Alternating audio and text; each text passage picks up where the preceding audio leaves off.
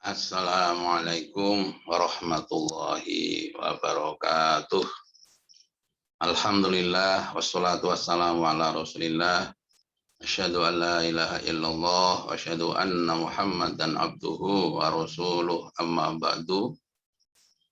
Para mahasiswa semester 5 PAI Stayu ya, yang sangat saya banggakan. Ya, alhamdulillah kita ketemu pada kuliah ilmu pendidikan. Ya.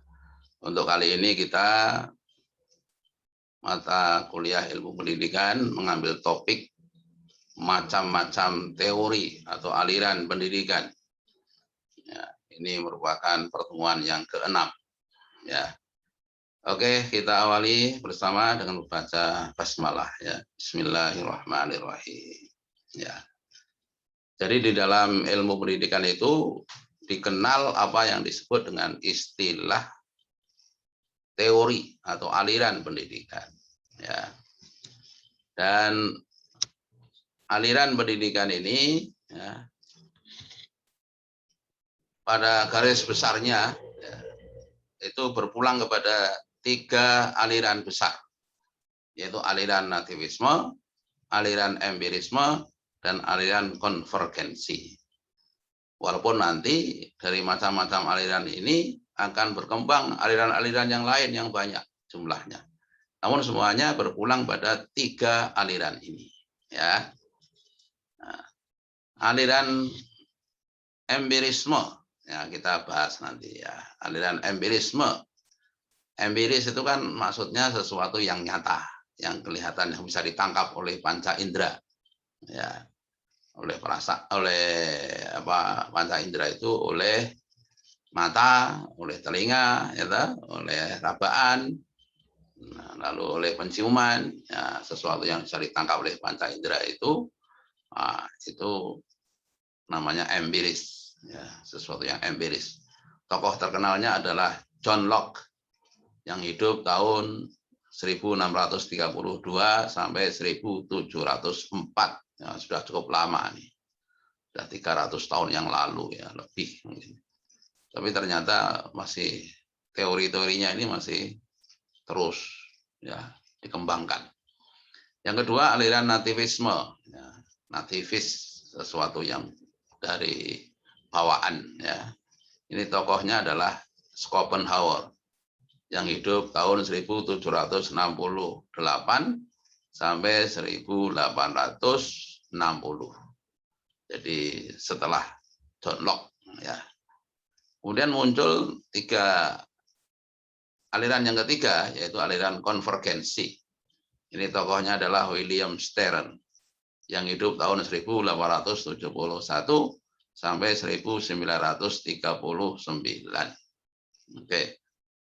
Namun sebelum saya membahas lebih lanjut ya, perlu saya tegaskan bahwa ini semua 3 tokoh ini termasuk pendidikan barat ini, aliran pendidikan barat ini yang dilandasi oleh filsafat antroposentris ya, yaitu filsafat yang semuanya berpulang kepada manusia.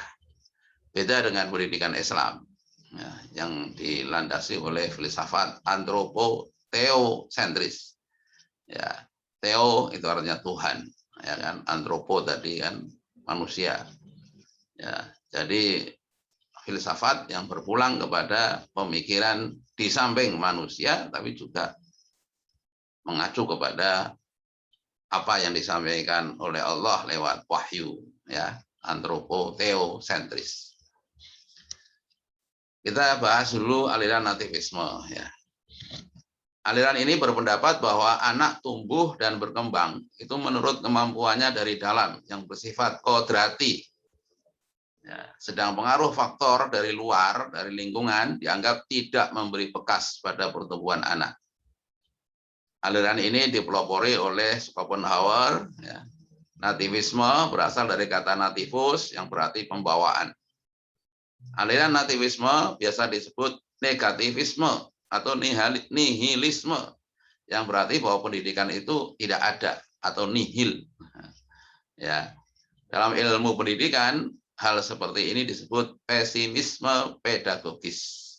Artinya pendidikan itu pesimis, nggak punya arti, ya. Ya, semboyannya itu ya, pohon mangga tidak akan mungkin berbuah durian. Ya. Pohon pisang tidak mungkin berbuah nanas, misalnya begitu. Pokoknya kalau bapaknya itu orang baik, ya anaknya jadi baik. Kalau bapaknya itu pembawaannya itu orang buruk, ya sebaliknya anak akan turun juga jadi buruk. Nah, itu aliran nativisme seperti itu. Lalu aliran empirisme. Nah, aliran ini hanya mengakui bahwa faktor-faktor dari luar atau lingkungan saja yang berpengaruh pada perkembangan dan pertumbuhan peserta didik.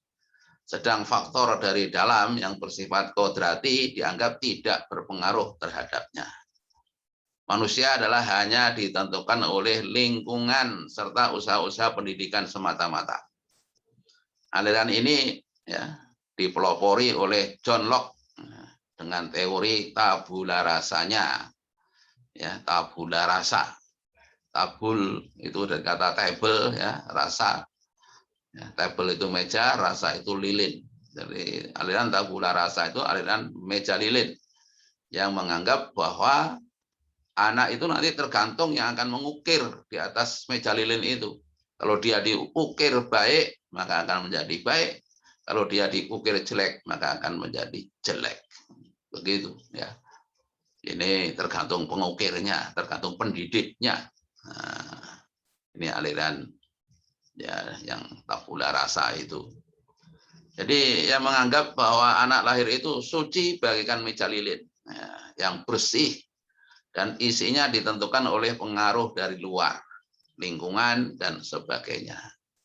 Semboyannya itu ya, pendidikan berhasil, penjara kosong. Kalau pendidikan gagal, berarti penjara penuh. Jadi kalau penjara penuh, berarti pendidikan gagal. Ah, itu semboyannya, ya. Nah, kemudian muncul aliran yang ketiga, yaitu aliran konvergensi. Aliran ini yang mengakui adanya kedua faktor pengaruh, yakni pengaruh dari dalam atau pembawaan atau faktor intern, dan juga pengaruh dari luar, yaitu faktor ekstern terhadap perkembangan dan pertumbuhan anak didik. Dengan istilah yang populer, aliran ini mengakui adanya pengaruh dasar dan ajar dalam perkembangan dan pertumbuhan manusia atau anak didik. Jadi ada faktor dasar, itu adalah faktor intern, ya, endogin. Ya. Ada faktor ajar yang dari luar, ya, pengaruh dari luar. Ya, ini aliran konvergensi. Nah, sekarang yang banyak diikuti kita ini adalah aliran konvergensi ini, ya, begitu. Sekarang pertanyaannya, ya, bagaimana menurut Islam? Nah, menurut Islam kita bisa mengacu kepada hadis riwayat Al-Bukhari, ya, dan kemudian juga surat Ar-Rum ayat 30. Dalam hadis riwayat Bukhari ini Rasulullah SAW bersabda, "Ma min mauludin," tidak ada dari seorang anak pun illa yuladu alal fitrah, kecuali dilahirkan atas dasar fitrah. Ya. Fabawahu, maka kedua orang tuanya lah yuhawidani, yang membuat anak itu jadi Yahudi, au yunasiranihi, atau menjadi Nasrani, au yumajjisanihi, atau menjadi Majusi. Jadi menurut hadis ini, setiap anak lahir telah membawa dasar. Dasarnya apa? Dasarnya adalah ini fitrah, ya.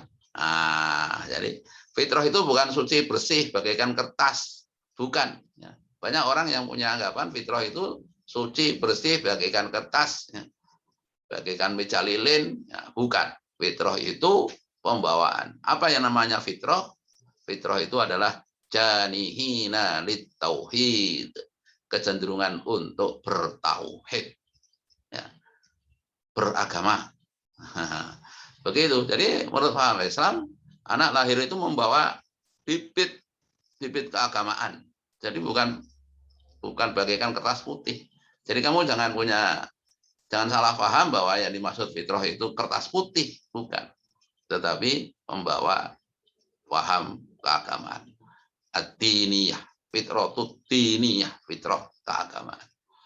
Ya, dalam kehidupan sehari-hari, ya, walaupun orang itu mengaku dia tidak bertuhan, tapi coba hati nuraninya mesti mengakui adanya Tuhan. Andaikan dia misalnya ya belum pernah naik pesawat terbang, kemudian dia akan naik pesawat terbang, maka dalam hati nuraninya itu pasti dia berdoa. Ya, apa doanya? Ya semoga ya pesawat ini tidak jatuh. Ucapan semoga ini adalah ucapan dari hati nurani keagamaannya. Walaupun mungkin mulutnya nggak mengakui agama, tapi hati nuraninya mengakui. Nah, cuma nanti perkembangan fitrah ini tergantung fa'abawahu, ya, pendidikan kedua orang tuanya. Apakah fitrah itu akan dibawa menjadi Yahudi atau Nasrani atau Majusi atau Kristen atau Nasrani atau Hindu, Buddha dan lain-lain. Nah, itu tergantung pendidikan. Jadi menurut hadis ini berarti Islam itu ya lebih tepat apabila dikatakan sebagai aliran konvergensi, yaitu anak lahir telah membawa dasar fitrah, dasar keagamaan, cuman perkembangannya nanti tergantung kedua orang tuanya, pendidikan kedua orang tuanya. Mengenai keadaan fitrah yang demikian ini ditegaskan ya dalam surat Ar-Rum ayat 30.